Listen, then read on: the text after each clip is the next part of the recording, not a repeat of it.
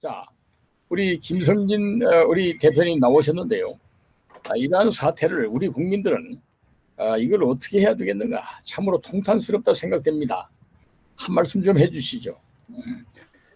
예, 제가 대법원 앞에 집회에서도 말씀을 드렸는데, 이 4.15 부정선거, 불법 부정선거는 치밀하게 기획된 것이라고 하는 사실을 새삼 확인하게 됩니다. 그 사전투표함에서 인쇄지에 사용되는 그런 본드 이렇게 붙이는 거 있죠, 접착. 그런 것이 발견됐다라는 요 하나는 3.15 부정선거 당시에 어떻게 보면 그 김주열 열사의 눈에 박힌 그런 것과 총알과 똑같은 의미를 갖는다, 그렇게 봅니다. 그 한 장의 그 투표지, 그거 한 것만으로도 이미 그 3.15 부정선거보다 훨씬 더 심각한 부정이 이루어졌다는 것을 단적으로 보여주는 것이다, 이렇게 보이는데, 우리가 이제 이런 것들을 잠시 고민해 볼 필요가 있어요. 1946년 5월 달이죠. 조선 정판사 사건을 기억하실 겁니다. 그러니까 해방 직후에 시작이 되어서 1945년 해방된 지 두 달 만에, 두 달 만인 1945년 10월부터 1946년 5월까지 위조 지폐를 대량으로 만들어내서 그 당시에 이미 1945년 그 당시에 정교한 그 위조 지폐를 제작할 수 있을 정도로 이 좌파들은 이 조작에 아주 명수라고 할 수가 있지 않겠는가. 그로부터 수십 년의 세월이, 70여 년의 세월이 흘렀죠. 그러면 1946년에 조선 정판사 사건도 있었는데, 그로부터 수십 년의 세월이 지나서 이미 전 세계적인 그런 디지털 요런 선진국이라 할 수 있는 대한민국에서 이게 통제가 되지 않는 권력이 얼마든지 부정선거를 자행할 수 있다. 그런 거는 이제 우리가 상식적으로 이해할 수 있어야 되는데, 국민들이 너무 이런 시대에 무슨 부정선거냐라고 하는 요것에 우리가 좀 논리적 허점이랄까, 이런 것들을 생각할 수 있다. 그래서 저는 항상 기회가 있을 때마다 이런 얘기를 합니다. 우리 국민 여러분들께서 슈퍼마켓에 가서 물건 한 개 삽니다. 그러면 거기에서 결제를 하는 것이 순식간에 바로 실시간으로 결제가 되는 현상이 일어난다.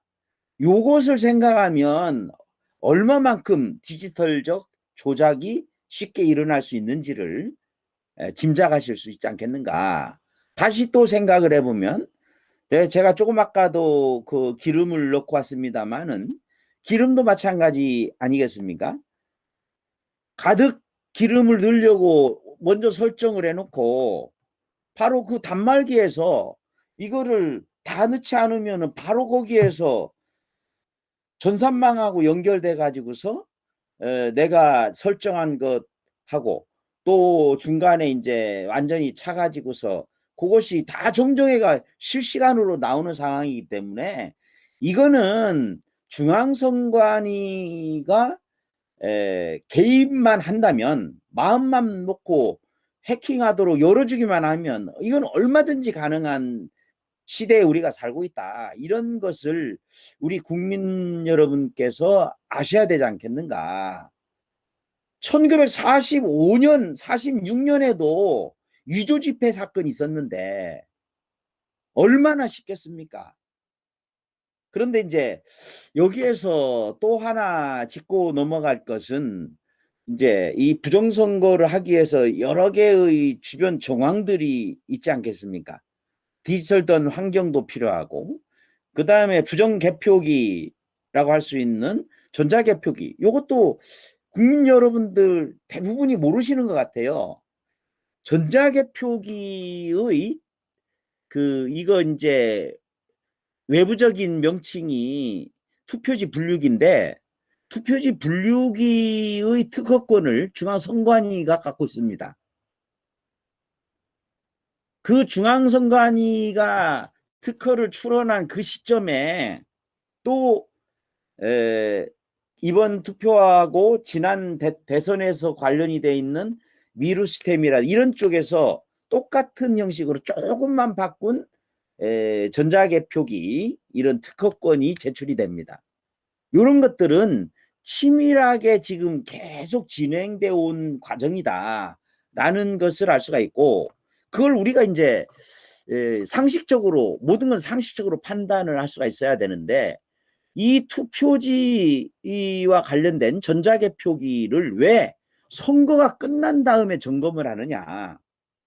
아시다시피 작년 추석 연휴 때에 전자개표기 점검 사업이 있었습니다.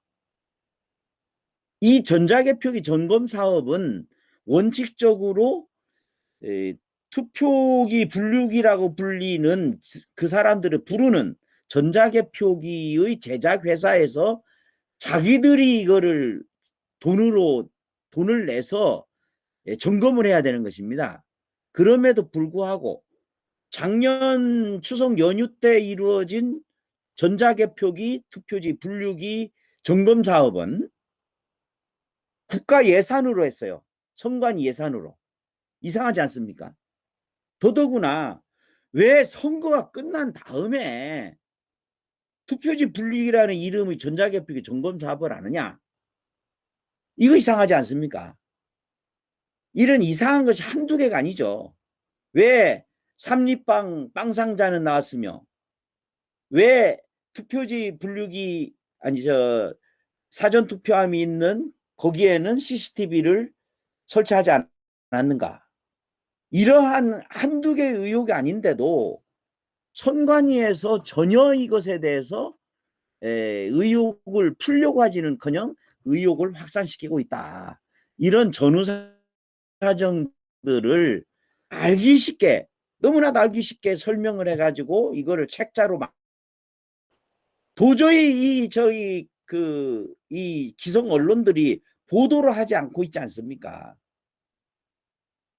그러니까 이런 상황은 지금 현재로서 우리가 할 수 있는 방법은 유튜브를 비롯해서 이런 언론 독립신문들이 이것을 좀 더 기술적으로, 좀 더 전략적으로 대국민 홍보를 해야 됩니다. 이것이야말로 부정선거의 아주 부인할 수 없는 그야말로 빼박 증거다라는 것을 아주 압축적으로 만들어서 이거를 전 국민에 홍보를 해야 된다. 이런 것이 우리에게 주어진 과제가 아니겠는가, 그런 생각을 합니다. 근데 이제 우리가 한 가지 꼭 짚고 넘어가야 될 것은, 조금 아까도 말씀을 하셨습니다만은 이상로 대표께서 이거 대선을 이런 식으로 전자개표기에 대한 이런 그 제재 없이 수개표로 한다고 하는 이런 명시적인 선언 없이 내년 대선을 치르는 것은, 이거는 말 그대로 고양이한테 생선 맡기는 거 똑같은 꼴이라는 거죠. 1945년 해방 직후에도 정판사 사건을 일으켜서 위조지포로서 이 공산 세력들이 그렇게 전국 혼란스럽게 만들었고, 그때부터 그 미 군정하고 이 공산 세력하고 이 실질적인 싸움이 시작됐는데, 얼마나 심각한 상황입니까?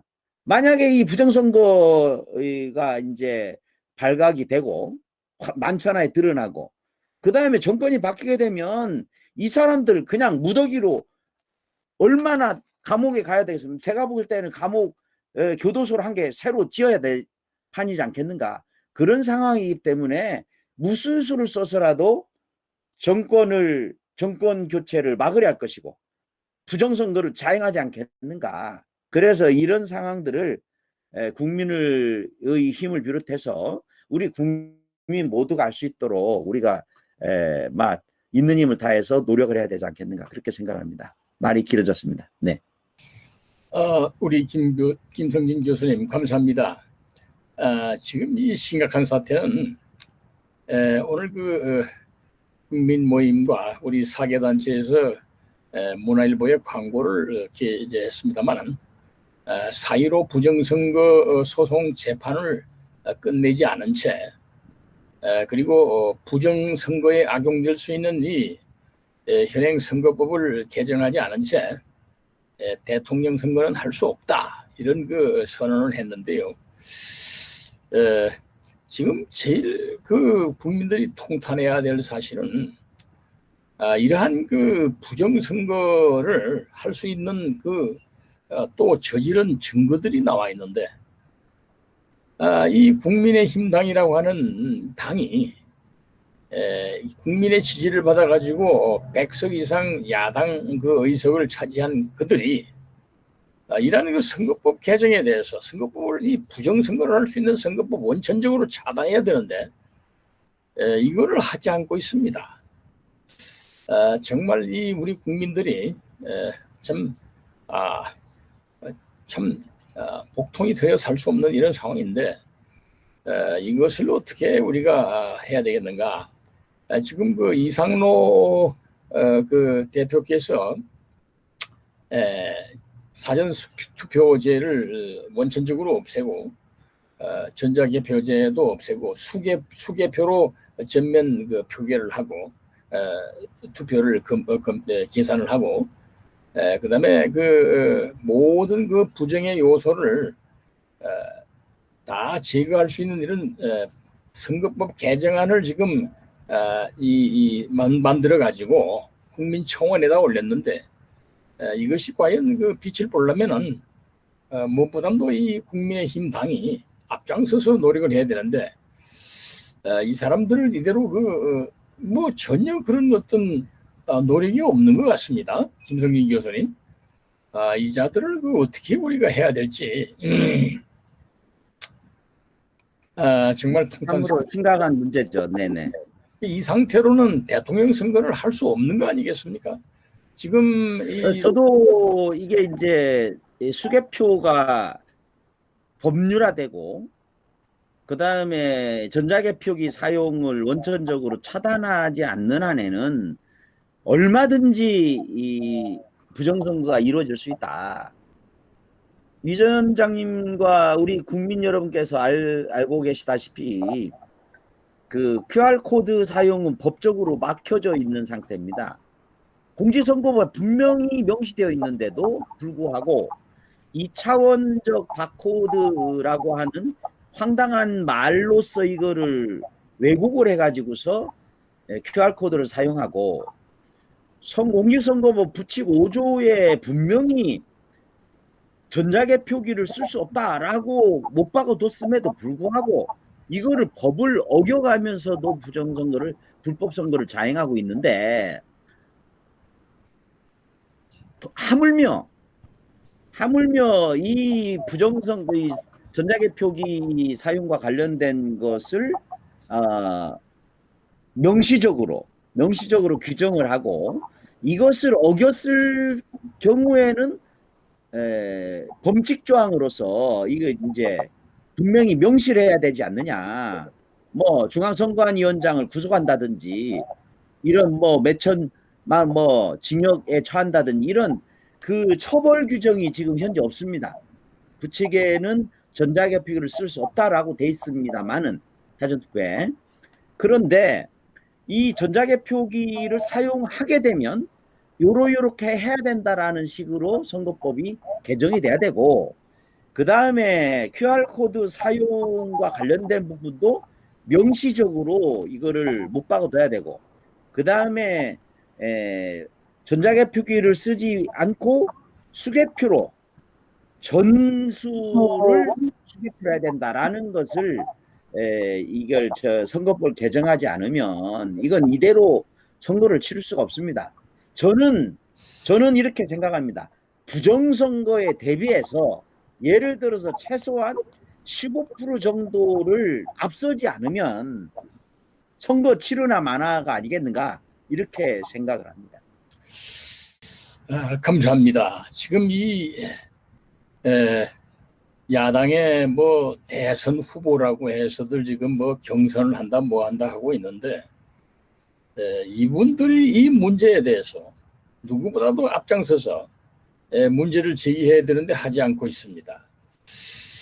이러한 그 기가 막힌 현실에 대해서 우리가 우리 시민단체에서 할 수 있는 일이라는 것은 결국 이건 이제 아무리 말로 우리가 주장해도 되지도 않고 결국은 이게 어떤 물리적인 힘밖에 없다고 보여지는데 오는 이 8월 15일을 기해서 국민혁명당에서 문재인을 뭐 끌어내자 이런 말씀을 하고 있는데 이것은 시간을 지체할 수 있는 문제가 아니라고 생각됩니다. 우리 김 대표님.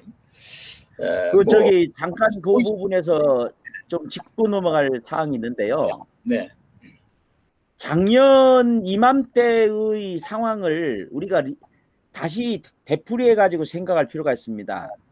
작년 8월 15일에도 8.15 대집회를 선언한 상태였지 않습니까?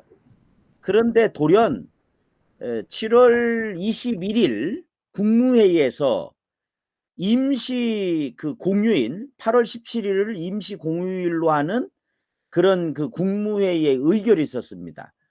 이 임시 공휴일을 결정한 국무회의 이틀 전인 7월 19일에 중앙대책본부에서 당시 중대본본부장이 위원장이 할 수 있는 국무총리가 미리 정은경 본부장한테 통보를 했습니다. 8월 17일은 임시 공휴일을 할 것이다. 그런데 묘한 것은 원래 확진자가 지금 늘고 있지 않습니까? 확진자의 숫자가 중요한 것이 아니라 몇 명을 검사해서 몇 명이 확진자가 나왔다가 중요한 것입니다. 이를테면 북한의 경우에는 아직까지 공식적인 확진자가 없습니다. 그렇다고 해서 북한에 코로나가 창궐하지 않느냐? 그건 아니겠죠. 그러면 검사를 많이 받으면은 당연히 확진자가 늘어나는 것입니다.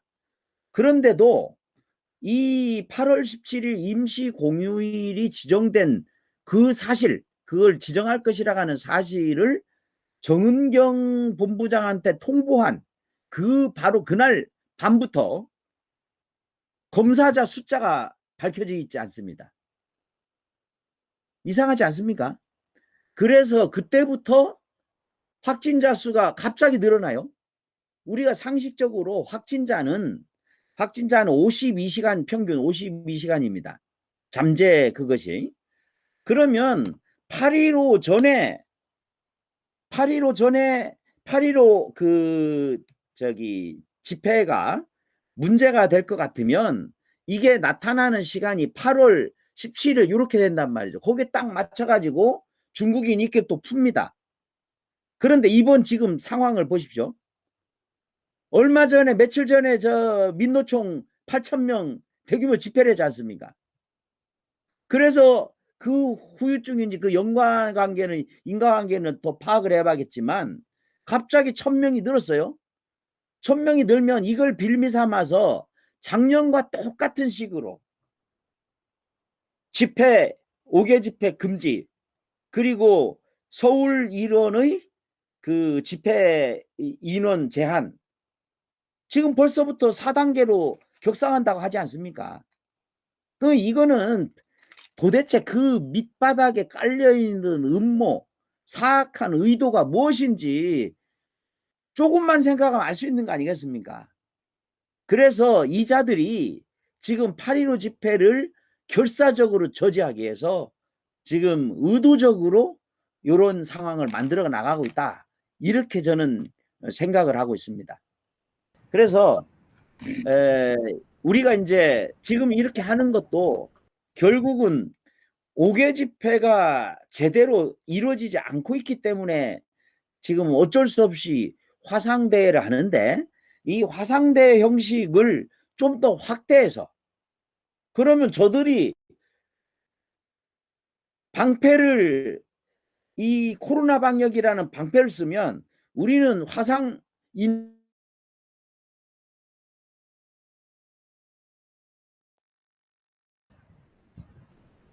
인들이 한 명이라도 더 알 수 있도록 이렇게 해야 되지 않겠는가. 그러니까 제가 늘 인용하는 말입니다만은, 중구는 삭금이라 합니다. 중구 삭금. 무사람의 입은 쇠라도 녹인다. 삼인성호, 쇠 사람이면 호랑이도 만든다 하지 않습니까? 우리들이, 사람들이 침묵을 하면 돌들이 일어나 외치리라, 이렇게 얘기를 하는데, 이제 지금 투표함들이 일어나서 지금 부정선거다라고 외치고 있는 상황이 되었습니다. 그럼 이런 상황들을 좀 더 정밀하게 잘 이렇게 우리 수뇌부들이 모여서 아주 정치하게 계획을 짜가지고 국민 홍보하는 방법을 찾아야 되지 않겠는가, 그렇게 생각합니다. 이상입니다. 네, 우리 김성진 교수님 한 말씀 해주시죠. 네.